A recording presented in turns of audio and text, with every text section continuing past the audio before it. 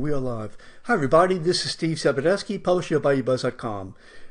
Today, we're going to be talking to, pardon me, Quin Hillyer, and we are going to be talking about some of the issues that are going on nationally. And so we have limited time, so let's get right into it. Quin, how are you doing today?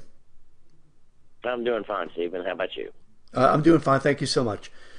So, a lot to cover. First of all, this weekend has been really wild.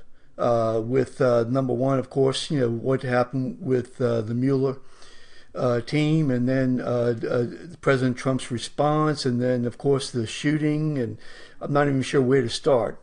So, if you can just give us an overview, what do you think is going on? Well, I mean, where? What's going on with which particular issue? Okay, so yeah, I know it's kind of a broad question. So, in particular, what do you think is going on with regarding the Mueller investigation? What's the message? Bob Mueller is doing exactly what he's supposed to do, which is to conduct a counterterrorism investigation and also prosecute anybody who he finds has committed a crime that he uncovers in the pursuit of the counterterrorism investigation. He has, I think he's now made 17 total indictments. I would say this is not even the beginning of the end of his probe. It's the end of the beginning of his probe. These investigations tend to take, at least 2 years. He's only 9 months into it. The entire thing is still less than 2 years old, and I think he's making great progress. And I think everybody on both sides needs to shut the bleep up, let him do his work, and everybody else should stop jumping to conclusions and stop politicizing the thing.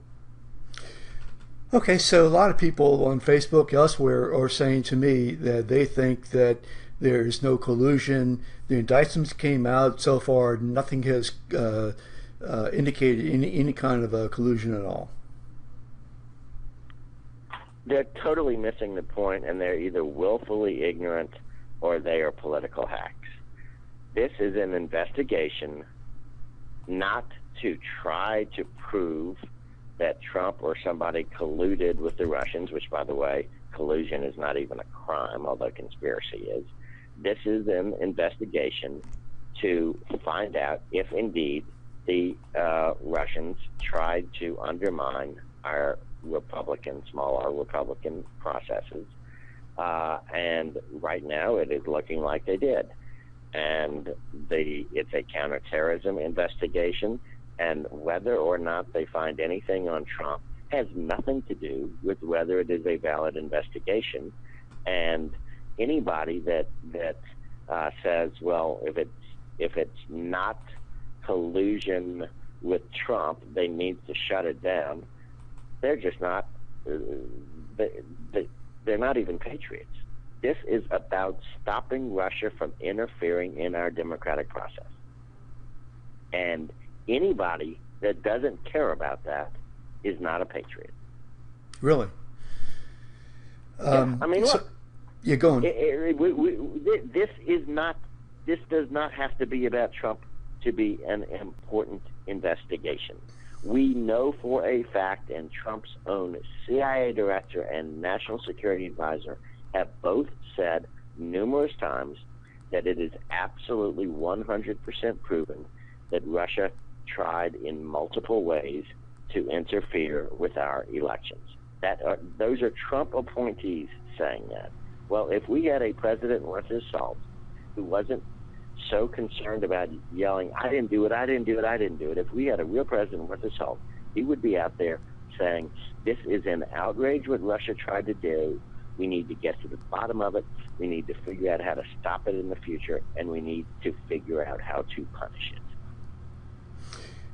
Now, I would say that the counter argument would be that he feels that the investigation is so disrupting his administration, what he wants to do, that he is just exercising his right to complain. That's sick. You know what? That's sick. There is Okay. absolutely no reason this investigation should disrupt his administration at all. The only reason it's disrupting his administration is because he is sickeningly obsessed with it. If he just goes about his business of being president of the United States and lets Mueller do his job, then it doesn't need to touch him at all, especially, or it certainly doesn't need to touch him or his people if he's innocent, and if they're innocent. And if they're not innocent, then it should disrupt his administration. Either way, he's got his eye on the wrong ball, and he's being totally self-centered and not looking out for the country's best interests. Period. So, what do you think the net effect of the tweet storm over the weekend might be? You think it's helpful to him or hurtful? I don't know what his tweet storms accomplish for him, but he seems to think they accomplish something for him. All they do is lower the level of civic discourse. They bring civic discourse into the gutter, and he does it again and again and again, and it is completely unbecoming of the office of the president, and it pollutes the Oval Office. I'm wondering if it hurt him on the issue of gun control. I haven't kept up with it yet, but I read that he's looking at possibly some kind of compromise there because of the school shooting, and of course the students were very angry at him. I wonder if that put him on a defense and put him in a position where he had to do something, or he has to do something.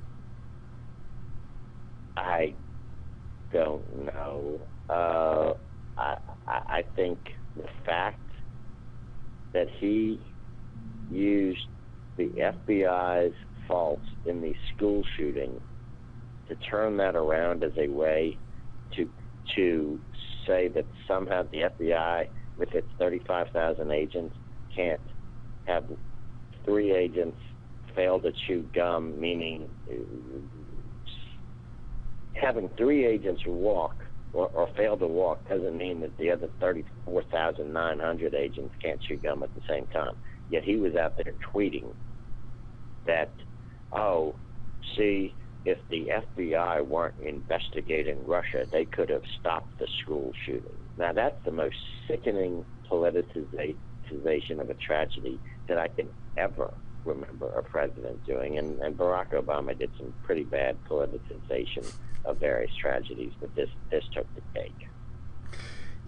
Yeah, at the same time, he wants to have a military parade, which will cost anywhere from $15 to $30 million, which could certainly fund a lot of FBI agents for a pretty long period of time. So, it just seemed to me that this it was just a little bit inconsistent. Embarrassment to the Oval Office. So, what about the argument that is being made that and it's not just from him. Certainly there are a lot of people, primarily on Fox News Talk Radio, that are saying, as you know, that you can't trust the Mueller investigation. You can't trust the FBI. Certainly that's gaining resonance, didn't you think? The reason it's gaining resonance is because we have a president of the United States who spends hours and hours and hours a day trying to undermine a legitimate investigation and cast aspersions on the FBI. Now, there may be problems. In fact, there are problems within the FBI, but he is not interested in the problems in the FBI. He is interested in undermining a legitimate investigation. If he were interested in actually solving problems of the FBI, he would be taking a very sober, non-personalized approach to doing it. Instead, everything he does is an attack, saying, see, you can't trust the FBI because they're going after me. Well, it's not about him, and it should never be about him. And the fact that a president of the United States is making everything about him is appalling. So of that investigation, or the shall we say the counter investigation going on,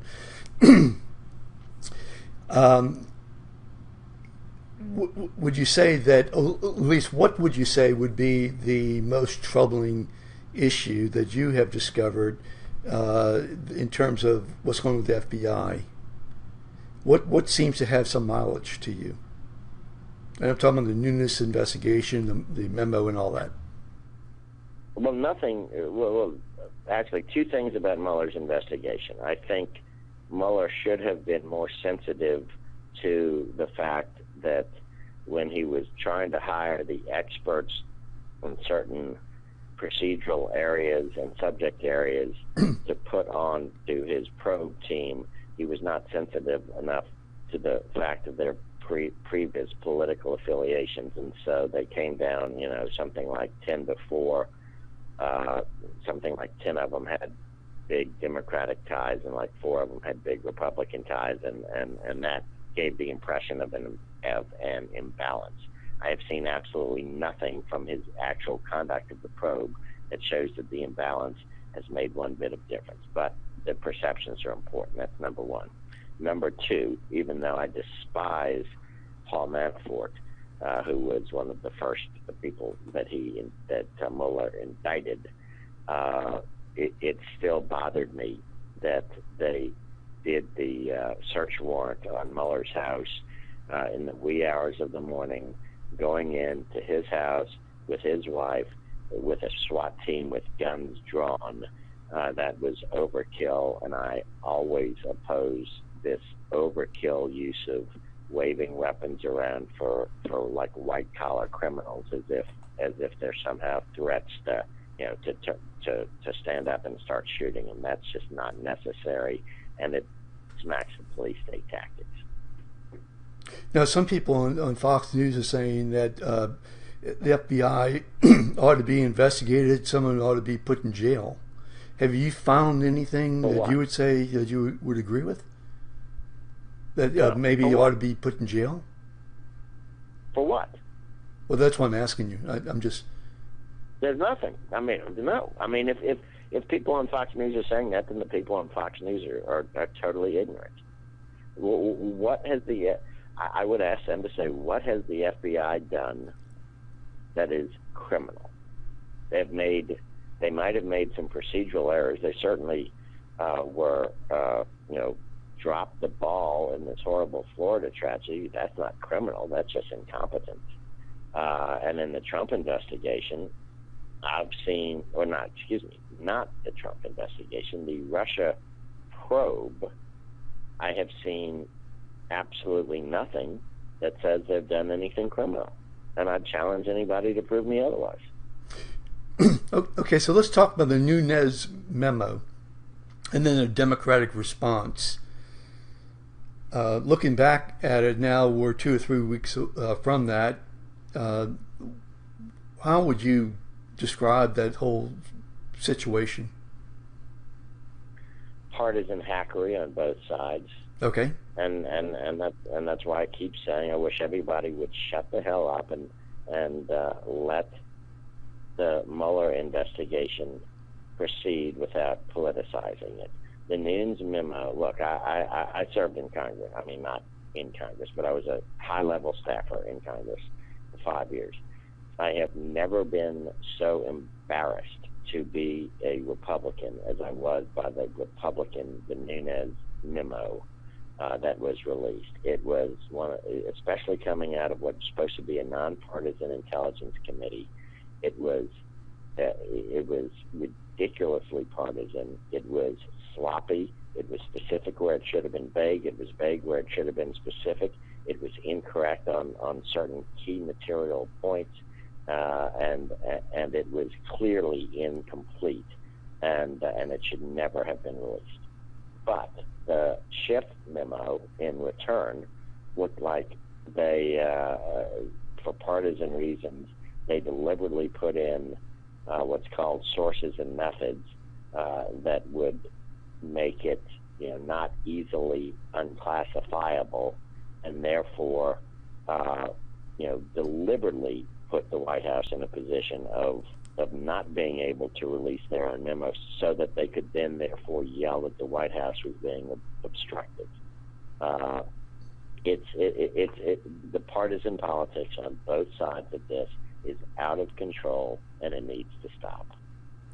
So my position on that was that the Republicans and Democrats of the Intelligence Committee should have gotten together with the intelligence and also with the FBI and Justice and hammered all this out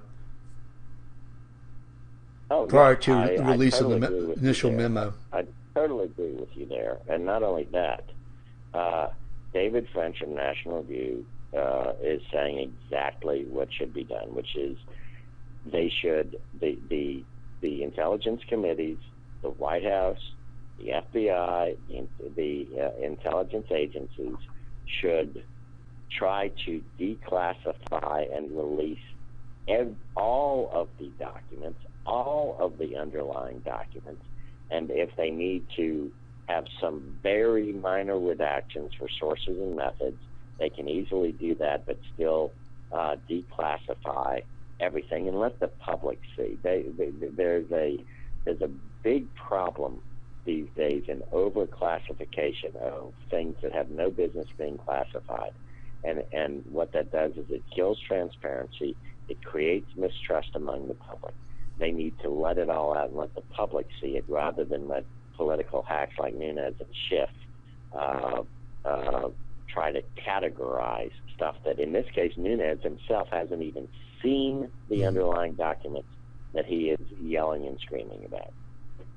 So it seems to me, and what I was very upset about what happened. Basically, Nunez is saying that the FBI did not disclose certain information. In other words, that they were being deceptive to the court. But if you only provide limited information in a memo, that's doing the same thing. And that's exactly doing the same thing. And not only that, but it turned out that he was wrong about that. 2 days after the Nunez memo was released, which made a big deal of the allegation that the FBI had not told the judge that some of the information on which it was based was paid for by a partisan source. That's what Nunez claimed.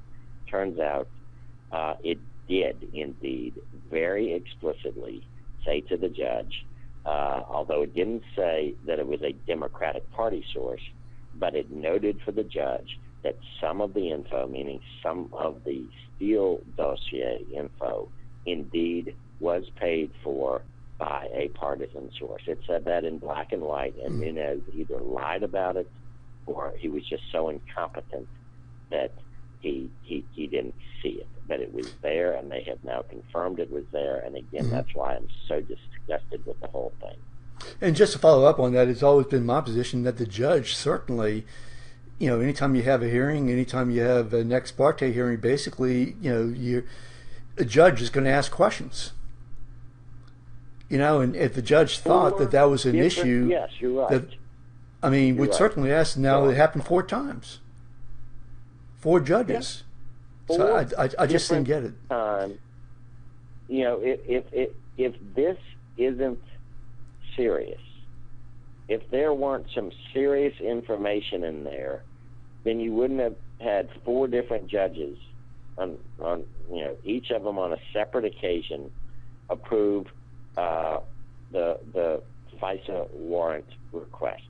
This whole idea that none of this would have happened if there hadn't been that Steele dossier is just wrong. To say that the dossier had some information in it that alerted the FBI to something that they already had lots of other info about, and that therefore the Steele dossier sort of helped put them over the top to ask for the FISA warrant, is completely different from saying that the entire warrant was based on the entirety of the Steele dossier. And the partisan hacks saying that just because there were parts of the Steele dossier that were clearly ludicrous should somehow undermine the entire investigation. They don't understand how investigations work. They don't understand how the FISA court system works. Basically, they don't understand anything other than their desire to protect Donald Trump at all costs. Okay, two last questions. First is, I know that you wanted to talk about the money bill from about 2 weeks ago. Yeah. Look, I'm a huge fan of Steve Scalise. I've known him since 1989. Mm-hmm. I think he's a great congressman and a great whip. But he and the leadership team whipped their caucus into supporting the single biggest betrayal that I have ever seen in 42 years of closely watching politics. The single biggest betrayal of Republican principles by a majority of Republicans in both the House and the Senate, and by a Republican president. This bill, this spending bill that they passed through, is the worst, most dangerous piece of legislation in 42 years that was pushed through by Republicans at all levels of government. It is going to spin us into oblivion, and I am predicting a crash, an economic crash this fall. Wow. Okay, so I know that you have to go. So how can people say read your columns? They go to QuinHillyer.com. I aggregate them every week or so at QuinHillyer.com. You can also follow me. I'm on Twitter too often at Quin Hillyer, and that's QuinHillyer. Great. Okay, listen, Quin, thank you so much. I appreciate it. Don't want to take any more of your time, and we'll check back with you soon. Thank you again. Take care of yourself. Appreciate it. Thanks. Okay, bye-bye. Bye.